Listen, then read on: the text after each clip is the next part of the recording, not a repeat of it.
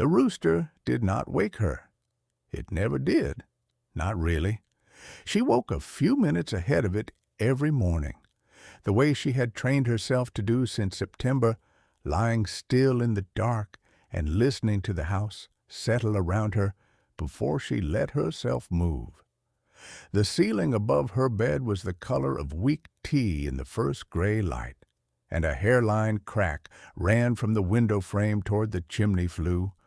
a crack she had come to know the way one knows the back of one's own hand. 4:30, or near enough. She did not own a clock loud enough to hear from the bed, but her body had learned the hour on its own, the way a well-trained animal learns a bell. Alma Fenwick lay a moment longer beneath the quilt, a double wedding ring pattern, faded rose and blue, stitched by Mrs. Hollister's own mother before either of the Hollisters were married, and let the last of the night settle out of her limbs. The room was cold in the particular way of an upstairs room in early autumn, when the stove below had banked low through the night and the heat had not yet found its way up the stairwell.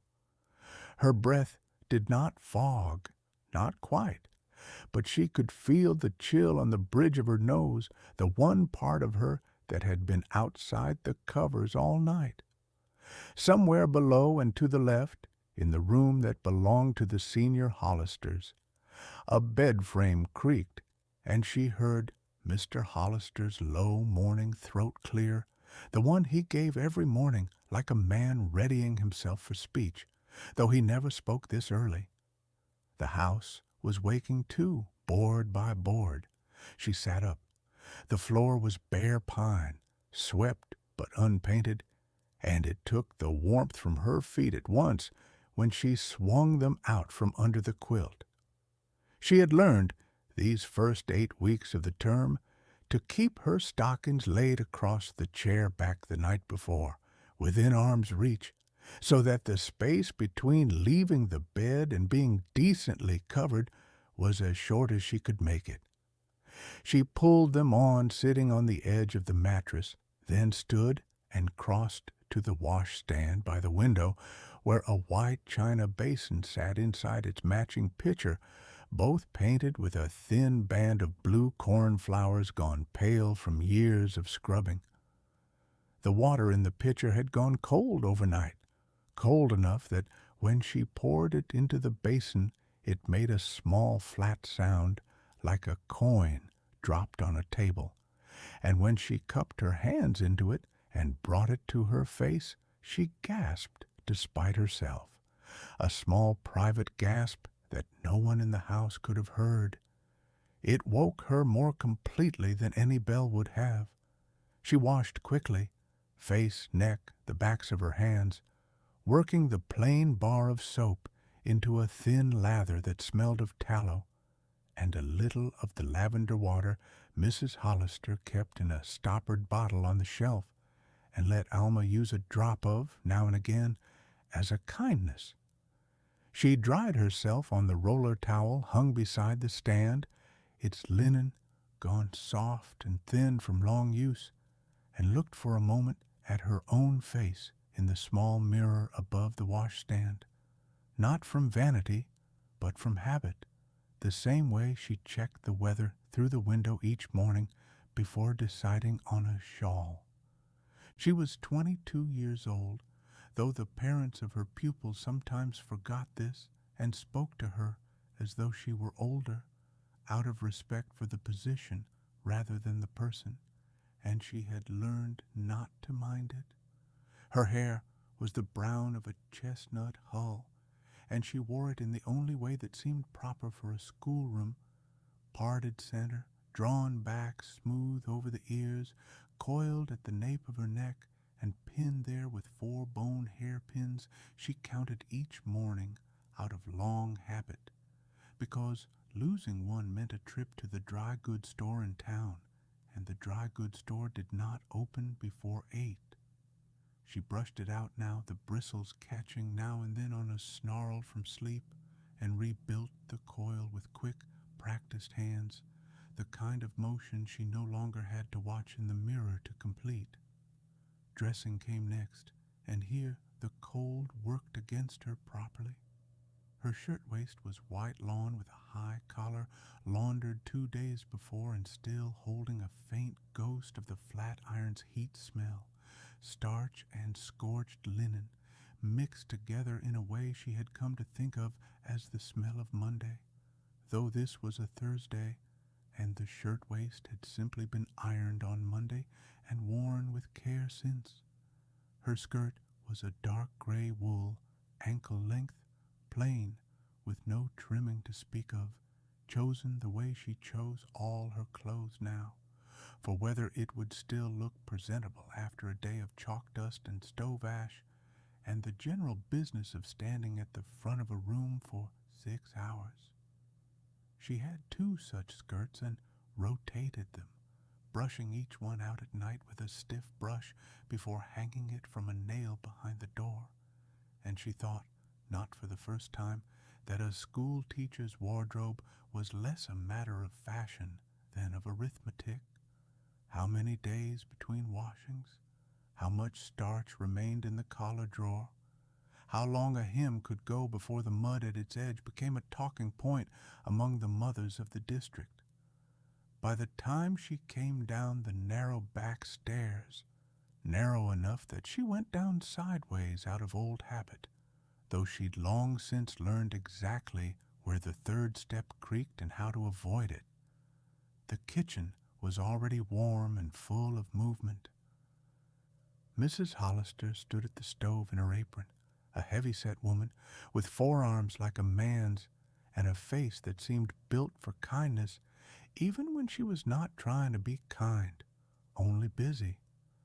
The stove threw its heat out into the room in a way that made Alma's whole body loosen at once,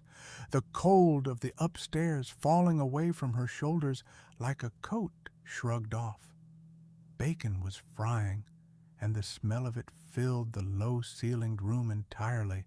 mixed with wood smoke and the yeasty warmth of bread set to rise the night before and now baked,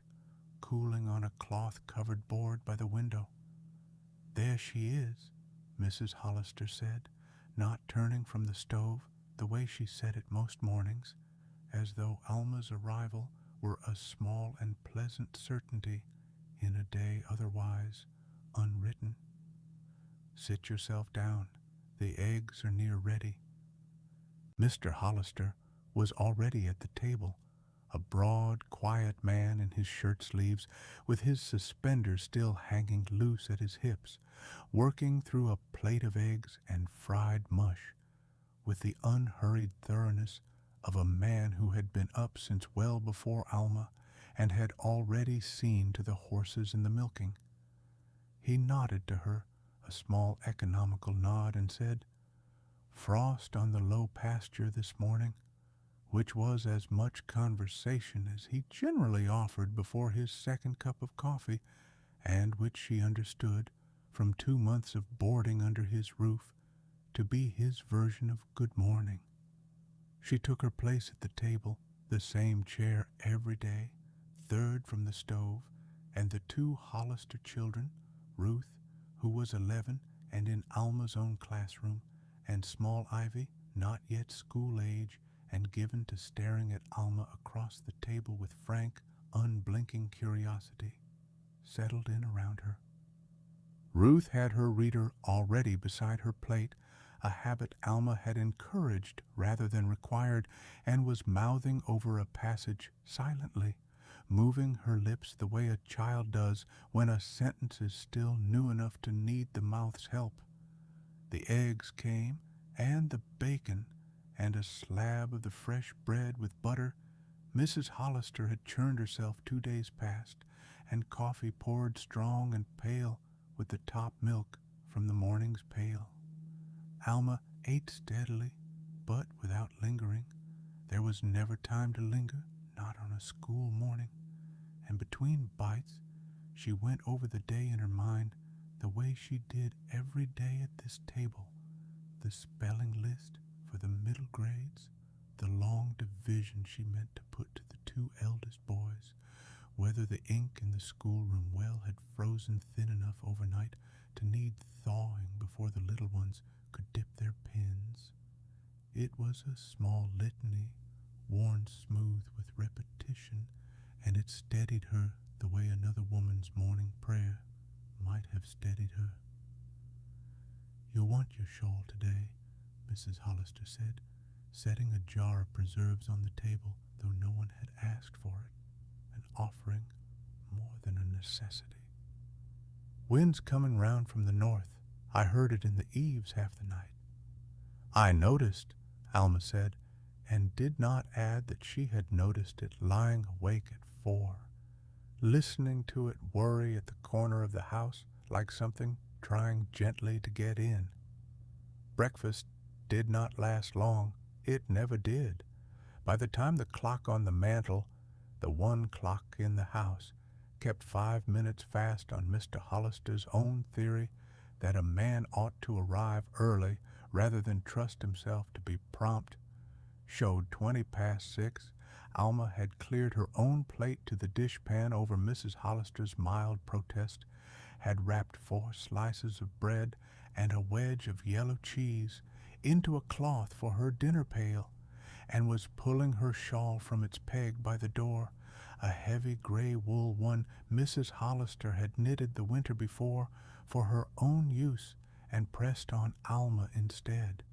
saying she had 2 others and no more need of it than the hen house had. The morning outside was the color of pewter, not yet properly light, with a thin mist lying low over the near pasture the way milk sits on the top of a pail before it's skimmed. Alma's breath showed now, faint gray plumes vanishing almost as soon as she made them, and the cold found the exposed skin at her wrist and throat at once, sharp and clean, nothing like the damp chill of the bedroom, but something more bracing, more like being handed a glass of cold water when thirsty. She settled the shawl tighter, took up her dinner pail in one hand and her small leather satchel of lesson books in the other, and set out down the lane that led from the Hollister farmhouse to the road proper, gravel crunching soft and irregular under her boots,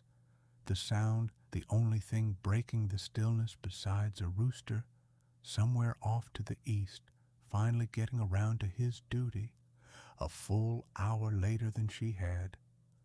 The walk to the schoolhouse was the better part of a mile along a road that ran between split rail fences gone silver with weather,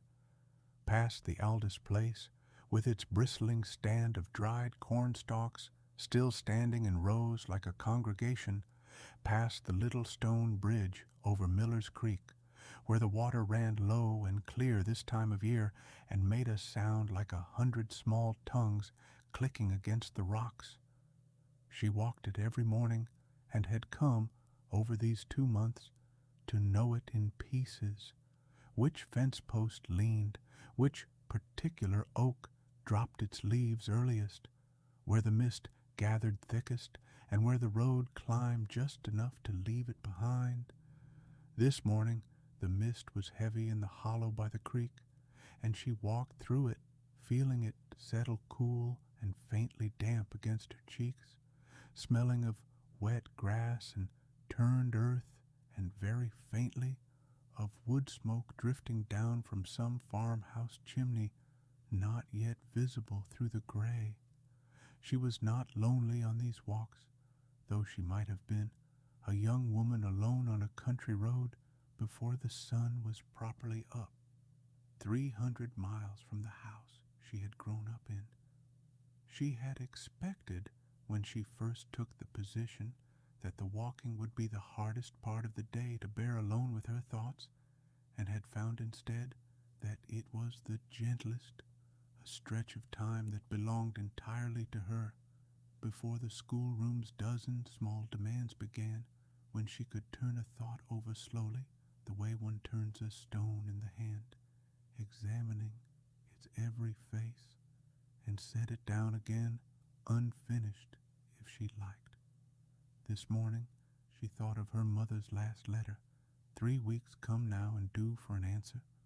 and of the spelling bee she meant to hold on Friday, and of nothing at all for long stretches, simply the sound of her own boots and the mist and the creak's small voices, until the schoolhouse came into view at the bend past the Aldous wood lot, square and white and waiting, its bell rope hanging still in the windless morning like a held breath. She was always the first one there, by design, as much as by habit.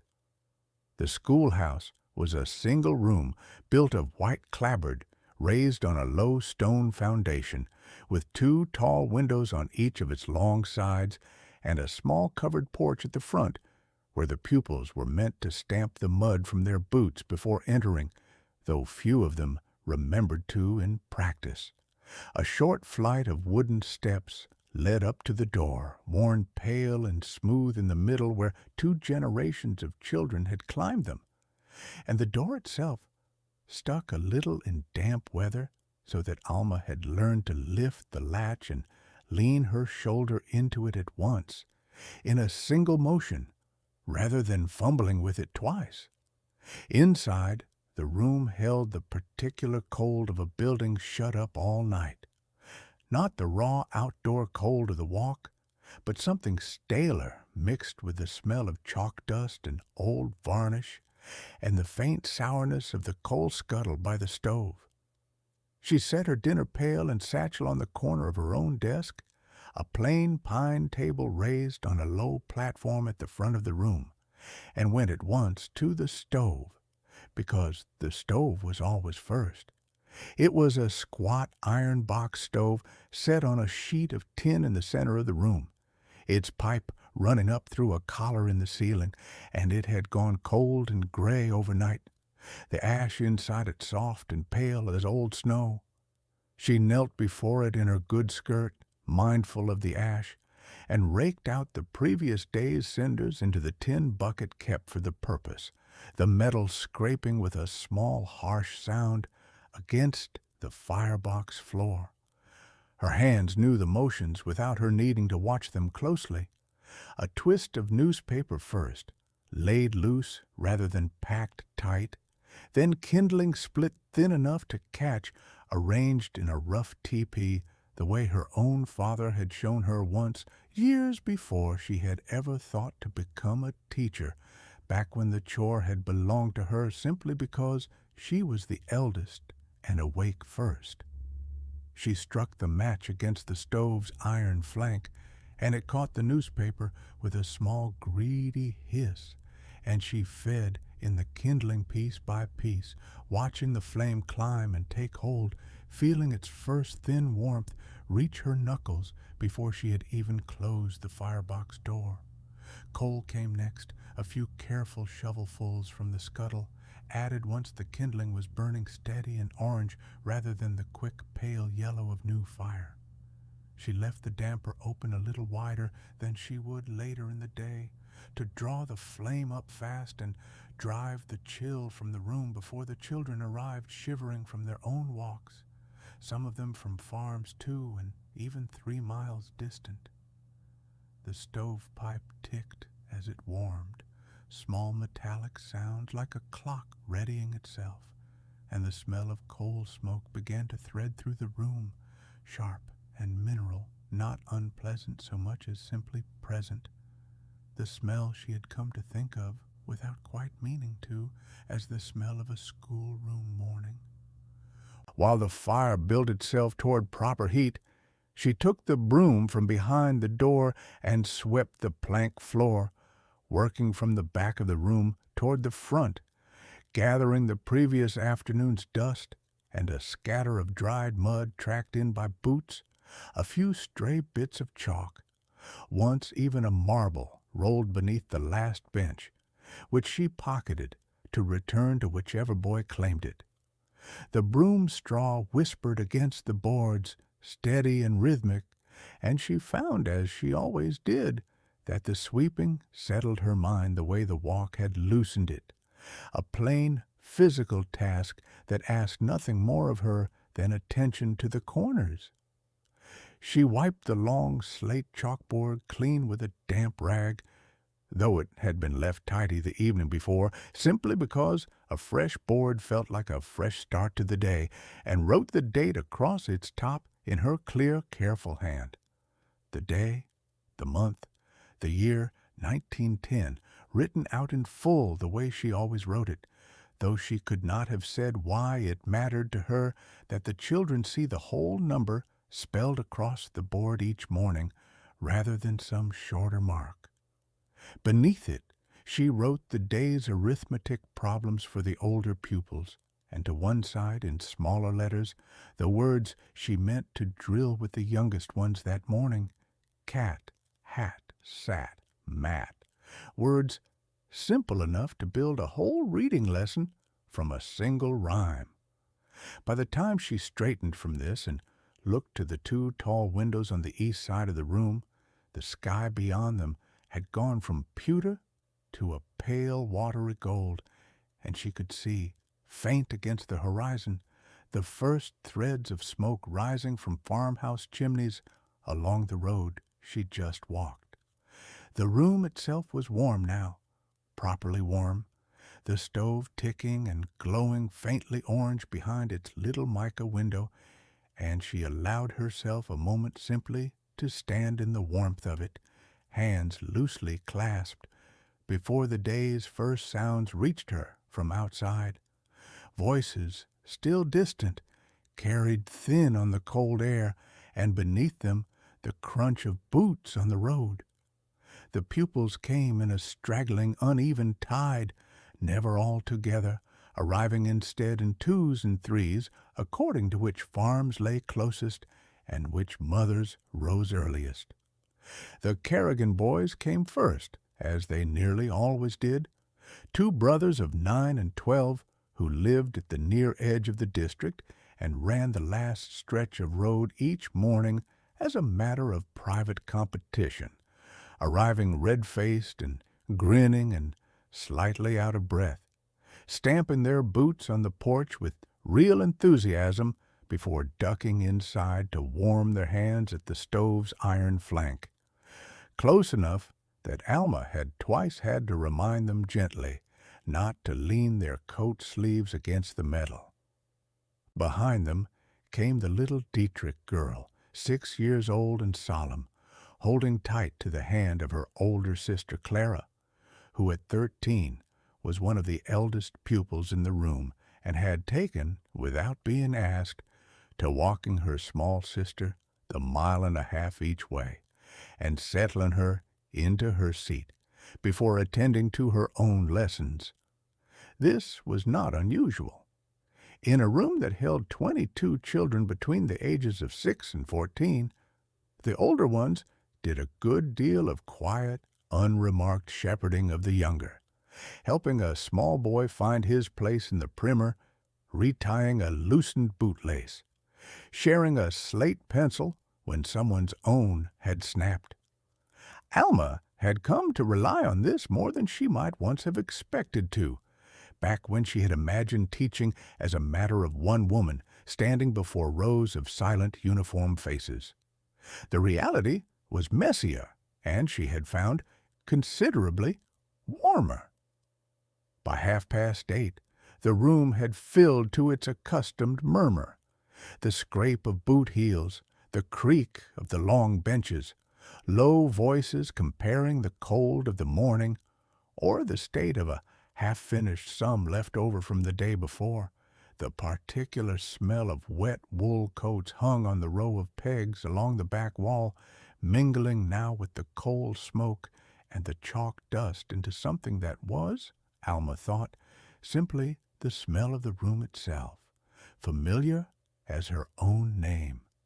She rang the small handbell from the step of the porch at 20 minutes to 9, its brass note carrying clean and bright across the yard to catch the stragglers still coming up the road.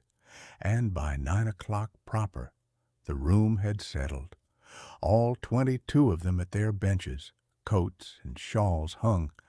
dinner pails stowed beneath the seats, faces turned toward her with the particular stillness of a room waiting to be told what came next. She led them, as she did every morning, in the recitation of the day and the date, all 22 voices ragged and overlapping at first, and then finding their rhythm together. Thursday, the 6th of October, 1910. And then a verse, chosen that week from the Psalms, spoken rather than sung, the youngest children's voices thin and uncertain beside the older ones' steadier tones.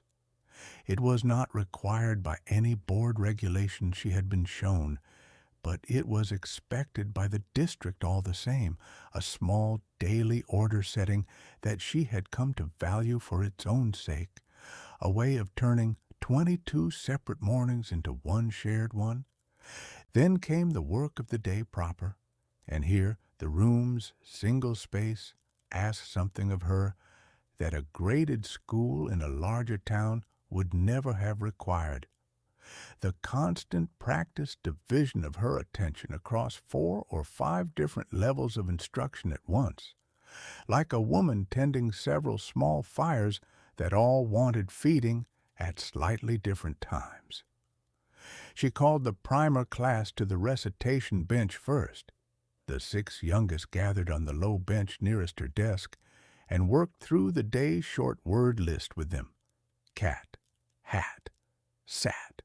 mad. The children's fingers tracing the letters in the air as she said them, small voices sounding out each sound with the particular seriousness children bring to something newly and precariously understood.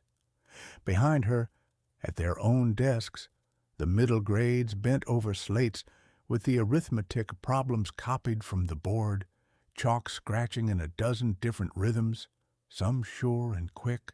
some slow and laborious, a soft, continuous sound like rain on a roof. And in the back 2 rows, the eldest pupils, Clara Dietrich among them, and the elder Kerrigan boy, worked silently through long division sums or copied passages from their readers into composition books, trusted at their age to manage a stretch of independent work while Alma's attention was given elsewhere. It was, she had learned, less like teaching one lesson than like conducting some patient, unhurried piece of music with 4 instruments all playing different parts, and her task was simply to keep them all more or less in time with one another, to glance up from the primer bench often enough to catch a raised hand 3 rows back, to answer a whispered arithmetic question without losing the thread of a 6-year-old's halting attempt at the word sat, to notice, from the corner of her eye, when young Ivy's cousin, Homer Aldous, had stopped writing altogether and was watching a fly circle near the window instead. She managed it the way she managed most things now, by a kind of steady, unhurried attention that did not rush toward any of them but simply moved again and again in its patient round. At 10:30, she called a recess, and the room emptied itself in the particular headlong way of children released, benches scraping back all at once, coats snatched from pegs, the door thrown open to let in a gust of clean cold air that cut straight through the room's built-up warmth and made Alma glad for a moment of the stove's steady heat at her back. She followed them out onto the porch with her own shawl drawn close, not to supervise so much as to be present, to let her eyes rest on the yard and know its noise for what it was, rather than have to guess at it through a closed door. The schoolyard was a rough half-acre of trampled grass behind the building, bounded on one side by the woodshed and on the other by a low rail fence beyond which the Aldous cornfield ran off toward the tree line, its stalks cut now and standing in pale stubbled rows. A cluster of the younger boys had already dropped to their knees in a bare patch of dirt near the porch steps, drawing a ring in the dust with a stick and setting their marbles to it with the particular fierce concentration boys brought to a contest that meant, as far as Alma could tell, everything and nothing at once. Glass and clay alleys clicking against one another, a triumphant crow from young Kerrigan when he knocked another boy's taw clean out of the ring, a low grumble of protest quickly smoothed over. The girls had claimed a stretch of open ground nearer the fence, where Clara Dietrich turned one end of a length of clothesline rope, while her sister and two others took turns skipping through it, chanting a rhyme Alma half remembered from her own girlhood, something about a bluebird and a window, the rope slapping the packed earth in a steady, satisfying rhythm, thwack, thwack, thwack, the girls' skirts and pigtails rising and falling with each jump. A game of tag had broken out near the woodshed among the middle boys, a loose, shrieking chase that wove in and out of the marble players without ever quite disrupting them, the whole yard humming with the particular layered noise of a dozen small performances happening at once. Shouted counts, a burst of laughter, someone's aggrieved insistence that a tag hadn't counted because a foot had been on the safe log. Alma stood on the top step with her hands tucked into her shawl and watched it all with the pleasant, half-attentive vigilance of a woman minding a pot that did not at the moment need stirring. The cold had a bite to it now, sharper than the morning's mist, and she could feel it working at her ears and the tip of her nose, even as the exertion of the children around her seemed, for the moment, to keep the whole yard warm with its own motion. She rang the bell again at 11, and they filed back in more slowly than they'd gone out, cheeks red, a few of them still arguing good-naturedly over a marble's rightful owner, and settled back to their benches breathing a little hard, the cold air they'd carried in with them mixing with the schoolroom's coal-warmed fog, until it had all evened out again within a few minutes. She took up the middle grades then, walking them through a passage from the fourth reader about a boy and his grandfather mending a fence, pausing to have first one child and then another read a paragraph aloud, correcting a mispronunciation here, praising a well-placed inflection there, while the primer children practiced their letters on their slates with a squeaking, uneven scratch that never quite went away, no matter how many times she reminded them to press lighter. Dinner came at noon, and here the room's single order dissolved into something more companionable. The children took their pails and cloth bundles from beneath the benches and ate at their desks, or in fair weather. And this was fair enough, cold but dry. Sun now well up, and thin gold through the two east windows spilled back out onto the porch steps and the grass beyond, clustering in loose, shifting groups by farm or by friendship rather than by grade. Alma ate her own bread and cheese at her desk at first, working through a stack of yesterday's spelling slips with a red pencil while she chewed. And then, because the day had turned pleasant enough, and because she found she wanted the air, carried the last of her bread out to the porch step and ate it there, watching the yard's noise resettle itself around her. Clara Dietrich came and sat near her on the step, not asked to and not sent away, and unwrapped a boiled egg from a twist of paper, peeling it with careful fingers and offering half of it to Alma before she'd even finished the offer aloud, in the unself-conscious way of a girl who had grown up sharing food as a matter of course.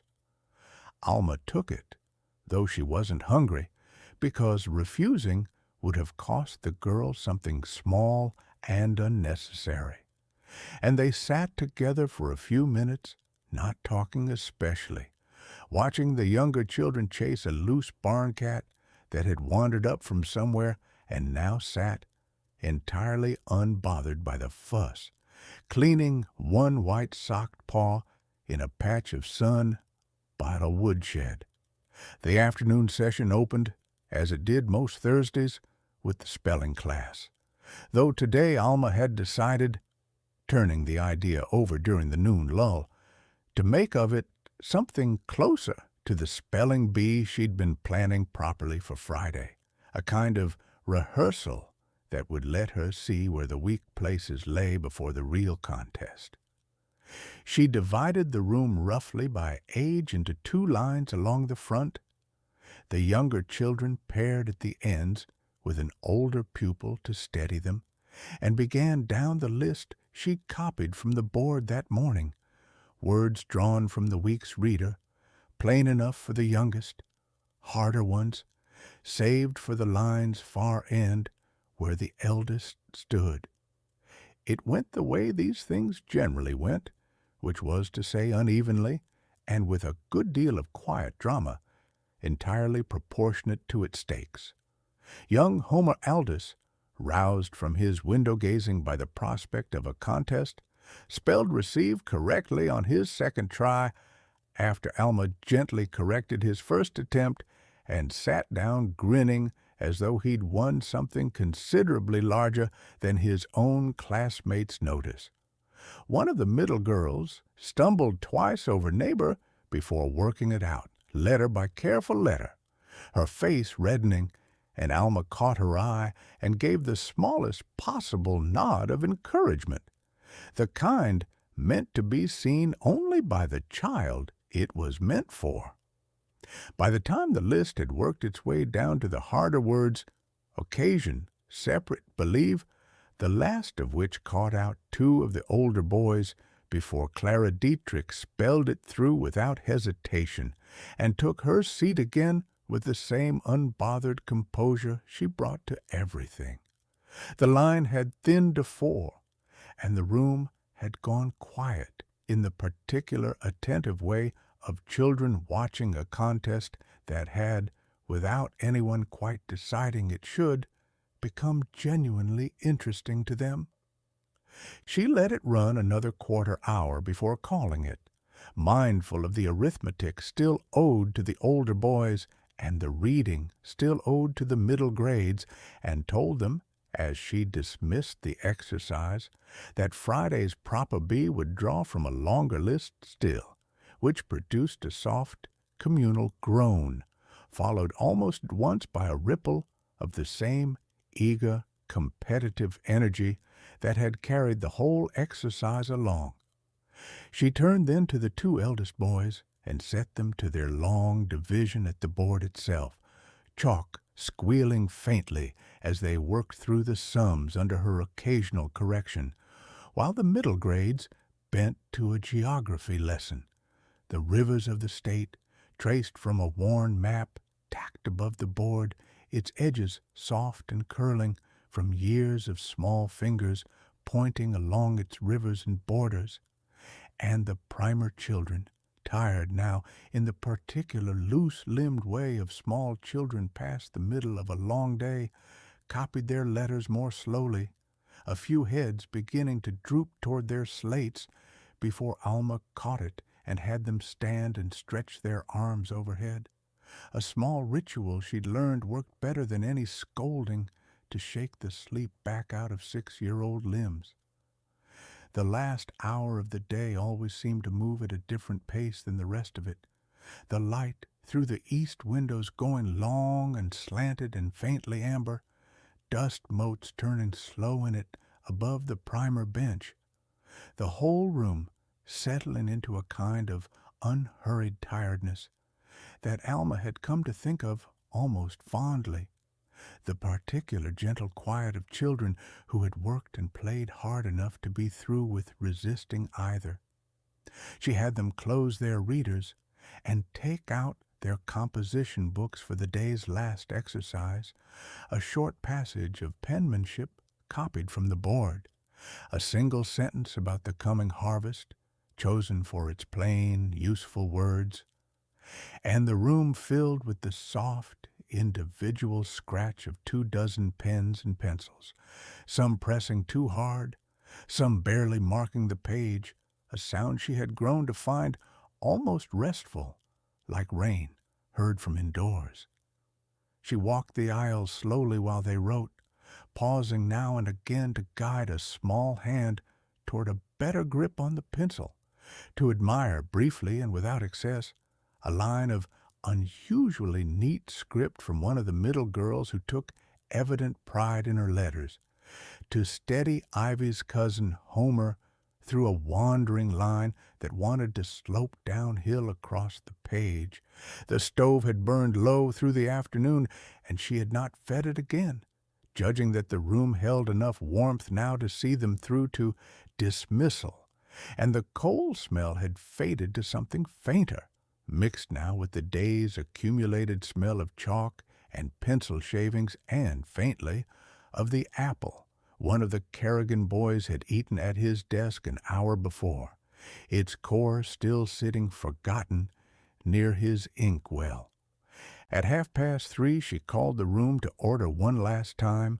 had them stand beside their benches, and led them through the closing recitation. A short verse, the same one they had opened with that morning, said now in the slower, more subdued voices of children whose energy had spent itself against a full day's demands. She dismissed them by rows, the youngest first, and watched the room empty itself the way it had filled that morning, in twos and threes rather than all at once, coats pulled on, dinner pails snatched up, Clara Dietrich once again taking her small sister's hand without being asked, the Kerrigan boys already halfway into some argument about a marble game to be finished tomorrow before they'd even cleared the porch steps. The noise of them faded down the road in stages, voices growing fainter until the yard outside had gone quiet again, but for a last stray shout of laughter carried back on the wind, and then even that was gone. She stood a moment in the sudden stillness of the empty room, the particular stillness that came only after a day's worth of noise had been withdrawn from it all at once, and felt the quiet settle into her the way warmth settles into cold hands. Gradually, and with a kind of relief she hadn't quite let herself feel while the room was full. She set about the closing tasks she performed every afternoon, gathering the day's slates to check over that evening, straightening the benches the children never quite left square, banking the stove's coals low rather than letting them die entirely, since a bed of live coals in the morning meant a faster fire than cold ash and flint. She swept a second time, lightly, more from habit than necessity, and wiped the board clean of the day's arithmetic, leaving only the date standing alone at the top for one more moment before she erased that too, the felt eraser dragging soft gray trails across the slate that would be chalk white again by morning. She gathered her satchel, now heavier with the stack of slates and composition books she meant to look over that night, and her empty dinner pail, and stepped out onto the porch to find the afternoon had gone gold and low, the sun well past its height and sliding now toward the tree line beyond the Aldous field, throwing long blue shadows from the fence posts across the yard. The air had a different character than the mornings had. No mist now, but a clean, dry cold with a trace of wood smoke in it from some farmhouse already laying its supper fire, and somewhere off in the stubbled corn a flock of small birds rose all at once with a soft, papery rush of wings and resettled themselves 20 yards on. The walk home always felt shorter than the walk out, though she knew the distance was the same, and she thought this was likely only the plain relief of a day's work behind, rather than ahead of her, the satchel's weight on her arm now a satisfying kind of tired rather than an anticipatory one. She passed the stone bridge again, the creek's voice a little different in the afternoon light, and the Aldous place with its rows of dried corn stalks now catching the low sun and glowing amber at their edges, and thought, as she often did on this stretch of road, of the letter she owed her mother. She would write it tonight, she decided after the slates were done, and tell her about the spelling bee planned for tomorrow, and the way young Homer Aldous had lit up over receive, small triumphs that would mean little to anyone who hadn't watched them happen, but that she wanted all the same to set down and send 300 miles east to a woman who would read them by her own lamp and understand exactly their worth. The Hollister farmhouse came into view at last, past the bend where the lane forked from the main road, its windows already lit gold against the deepening blue of early evening, a thread of wood smoke rising straight up from the kitchen chimney into air gone still and cold. Alma felt the particular loosening that came each afternoon at the sight of it. Not quite the feeling of home, not yet, not after only 2 months, but something near enough to it to matter. A place where a lamp had been lit for her before she'd even reached the door. Supper was smaller and quieter than breakfast, the day's work behind everyone at the table rather than ahead of them. Mrs. Hollister had a pot of stewed potatoes and salt pork going, the smell of it filling the kitchen thick and savory, mixed with the sweeter smell of an apple pie cooling on the sill, its top crust cracked open in one place to let out a thin curl of steam. Mr. Hollister ate with the same unhurried thoroughness as he had that morning, asking after the day mostly through Ruth, who reported with great seriousness on the spelling bee rehearsal and her own narrow escape on the word neighbor, while little Ivy fell asleep sitting upright in her chair before the pie was even served and had to be carried off to bed in her father's arms, her head lolling heavy and trusting against his shoulder. Alma helped clear the table afterward, as she always did over Mrs. Hollister's mild protest, drying the plates while the older woman washed, the two of them working in a companionable, near silence, broken only by small remarks. The frost expected again tonight,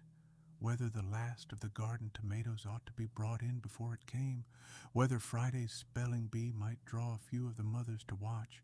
as it sometimes did when the weather held fine. The kitchen's warmth and the plain rhythm of the work left Alma pleasantly emptied out, the good tiredness of a day fully spent rather than merely endured. She carried a lamp up to her room a little after 7, the stairs creaking familiarly under her feet, and set it on the small table by the window, where its light threw a warm, unsteady circle across the room and left the corners in soft shadow. She changed from her wool skirt into a plainer house dress, hung the day's clothes on their nail, and settled at the table with the stack of slates and composition books from her satchel. The lamp's flame, trimmed low and even, its faint kerosene smell mixing with the cooler night air coming in at the window's edge, which she'd cracked an inch out of old habit, liking the room to breathe even in cold weather. The grading went slowly and without hardship, the kind of work that asked just enough of her attention to keep her mind from wandering too far while leaving room enough for it to wander a little all the same. She checked the primer slates first, a dozen small chalked attempts at cat and hat, and sat, some letters formed with real care and others leaning and uncertain, and made a note of which children might want a few extra minutes at the bench tomorrow. The middle grades composition books came next, penmanship exercises about the coming harvest, most competent, 1 or 2 genuinely fine, and she wrote a short word of encouragement at the bottom of each page in her own careful hand, believing, as she did, that a kind word cost her nothing and might be carried home and remembered longer than any lesson. By the time she'd worked through the stack, the lamp had burned down enough that she rose to trim the wick, and in the small silence of that pause, she became aware, as she often was at this hour, of the house's own evening sounds settling in around her, the tick of the stovepipe below cooling from the day's fire, a board somewhere shifting as the temperature dropped, the thin, far-off call of some night bird out past the barn, and beneath it all a stillness so complete it seemed to have a texture of its own, soft and close, nothing at all like the busy hum of the schoolroom she'd left hours before. She took out a sheet of writing paper then and uncapped her pen and began the letter she'd promised herself on the road home, writing in the small, even hand she kept for correspondence, quite different from the large, clear letter she chalked across the schoolroom board. She told her mother about the frost that morning and the mist over Miller's Creek, about the spelling bee planned for Friday, and Homer Aldis's small triumph over Receive, about Clara Dietrich's steady, uncomplaining kindness to her little sister, about the apple pie cooling on the Hollisters' windowsill and the smell of it filling the kitchen. She did not write because there was nothing in the day that asked to be written of any loneliness in it. Only, toward the letter's end, a line about how strange and fine it still felt some evenings to sit in a lamplit room 300 miles from the house she'd grown up in and find it most days enough like home that the distance hardly troubled her at all. She sealed the letter, set it by her satchel to post in the morning, and undressed for bed by the lamp's last low light, working the 4 bone hairpins loose one by one and setting them in their small dish, letting her hair down to fall loose over her shoulders the way it never was allowed to during the day.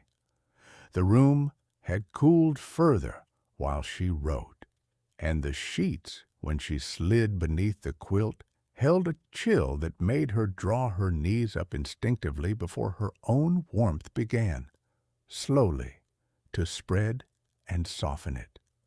She turned the lamp down to nothing and let the dark settle over the room, the window a paler gray rectangle against the black, the crack in the ceiling gone invisible now, the whole house quiet beneath her, but for the occasional soft settling of old wood. She thought, drifting, of tomorrow's spelling bee, and of the harder words she meant to add for the eldest pupils, and of her mother reading the letter by her own lamp some days from now, and then of nothing in particular at all, only the cold, clean smell of the night air still faintly present at the window's cracked edge, and the quilt's soft weight over her, and the last of the day's ordinary business falling quietly away from her, piece by piece, until there was nothing left to hold, and she slept.